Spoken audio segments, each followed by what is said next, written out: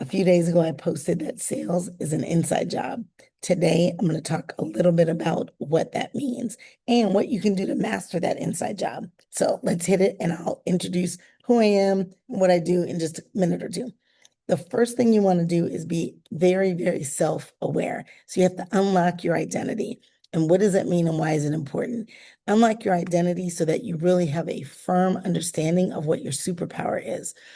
If you know you and you're self-aware enough to understand when things don't go the way you plan, when you're in a discovery call and you didn't ask all the right questions, or when you're in a proposal and you're not really getting the response that you want, those are self-awareness areas, and those things you can master if you focus on them and take it one step at a time.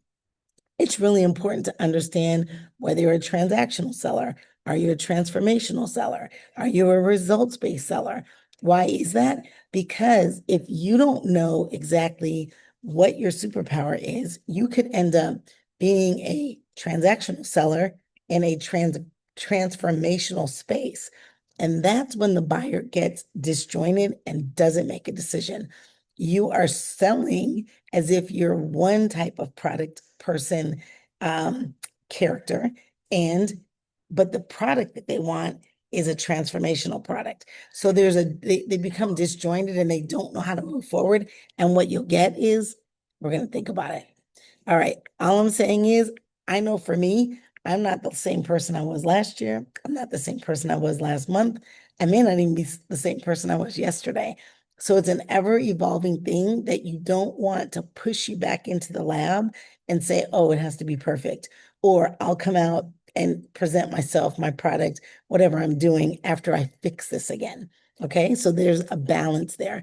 But I would say that that is a number one step on the sales as an inside job journey. All right, number two, communication. We talk about communication as if it's just like one thing, as if like it's like technology is one thing. Like those are super broad terms.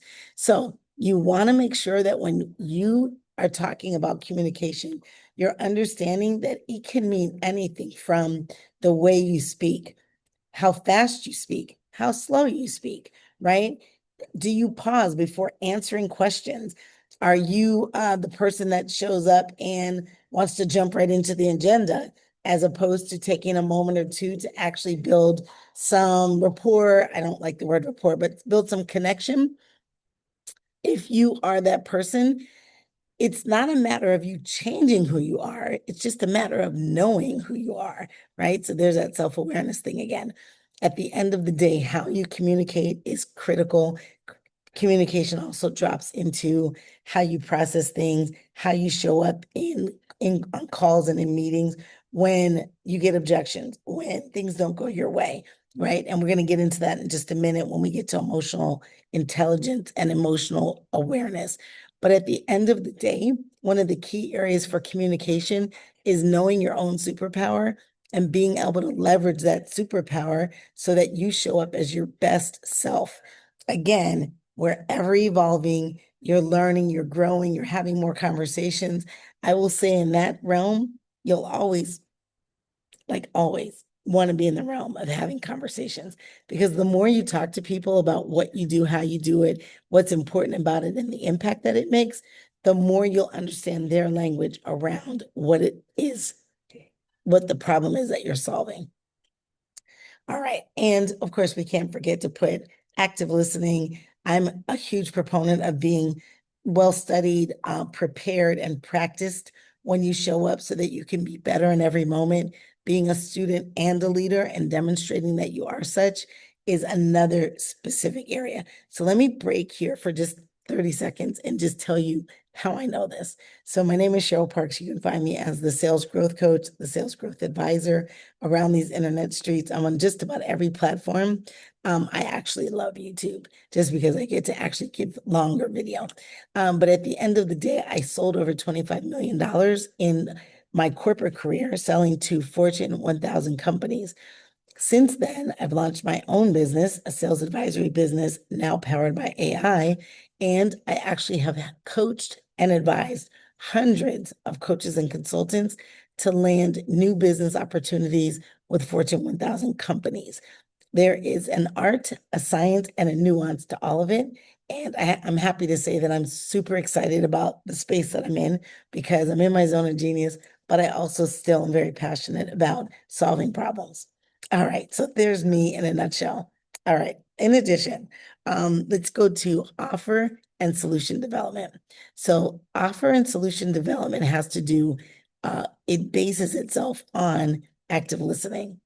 If you're not actively listening, a lot of times it's hard to figure out what the key solution would be or the offer. And the reason for that is you haven't uncovered what your buyer's priorities are. And so you'll want to craft the offer or the solution around their priorities. And if you don't know them, it's hard to do. All right. So from there, I'm just going to take a peek at my notes. It really requires empathy. You don't really create transformations on assumptions, right? So I have to know what's important to the buyer. I've got this maybe core offer, core product over here. And if I don't key into what's important to them, there's really no way for me to understand if what I have will actually solve their problem and if they'll be motivated to make take a step forward to actually get to that solution and the impact of that solution. All right. There's a level of clarity that comes from having conversations with them. Again, being able to use their words to describe their problem and their solution. It's also understanding, are they in a problem identified mode? Are they solution seeking? Or are they what was called kicking tires? Okay. So that is number three. And I would have to say, once you know what's important to your buyer, you should be in a much better space to craft a solution or an offer for them. Okay, let's get to number four, becoming a trusted advisor. I've been shouting this from the rooftops for many, many years. If it wasn't here then, it is here now. Being a trusted advisor is quite necessary to your journey as a seller. So, what does that look like in terms of steps that you take? I would say the real shift comes when you're co-creating solutions with your actual buyer, right? So that's the ideal space when they're actually telling you exactly what they need. Do they need a beta test? Do they need a full comprehensive solution? Do they prefer a la carte where they're picking and choosing at your recommendation of what comes next? It's really, really important to understand that because if you aren't able to understand and co-create, you put yourself in a position where you're pretty much taking an order and you're just shipping, right? You're just delivering and shipping, whether you're in service or product. If you're simply taking the order and delivering it, there should be a point where you know what type of impact it's having and be able to communicate that to your client or your proposed buyer. Number five, emotional agility. This one lights me up because I think it's the reason I've been in sales as long as I have, and the reason that I've done as well as I have. So, emotional intelligence, emotional agility looks like your prospect gives you an answer. And maybe you look like you're caught in like a deer caught in headlights. They ask you a question and you're not sure how to answer. So it's not fluid. It doesn't feel or look like you know the answer to the questions they're asking. It's the presentation of the information. It's how you handle rejection. It's how you handle delays, how you handle deadlines. It's your ability to rally full teams into a room on the internal side. Maybe if you work for a company or you work for your own organization or your own business, it's you being able to rally your bench together so that you're able to move further down the pipe with them, right? I'll call it the pipe, the road with them. It's also being able to rally them into the room at the right time. Do you need everybody in every meeting? Chances are no. So you should have a sense from an emotional agility perspective of who you need when and how you process the information to get to a space where you have enough information to provide to them. All right. That is my favorite. You can tell I'm not going to go too much longer on it. All right. Number six, modern sales require human touch, human connection, and technology. So, of course, you know where I'm going with this. AI is all the rage right now, and everyone's using it. But I will drop this stat in. 405 people 405 million people a week use ChatGPT. Only 5% of them actually know how to prompt correctly. So from that perspective, there's a good chance that most people are still using ChatGPT as if it's Google.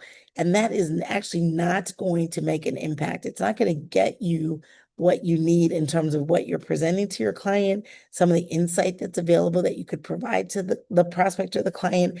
There are a lot of things that you can do with AI now that we never had.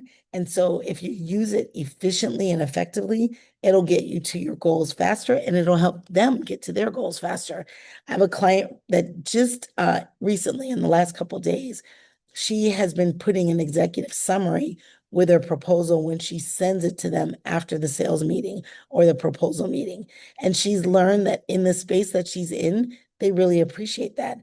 You've now taken one more thing off their plate, i.e., go back to trusted advisor, and you're helping them put together a one pager that has what I call legs, arms, and a heartbeat to walk through their organization. Because really, a lot of times that's what your buyer does.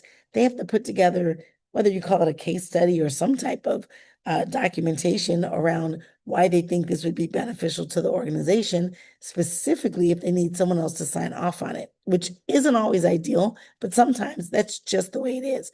You're not going to get to the ultimate signer, decision maker, budget holder. And there are times when you're going to have to send something along. Now, the reason you send this executive one-page summary is because we know what we have to offer. We sat in the meeting, we ask good questions, we understand what their priorities are. We're the best person to craft this for them, right? And it's not because they don't have that information, but they don't have as much information about our organizations or our companies or our businesses as we have about theirs.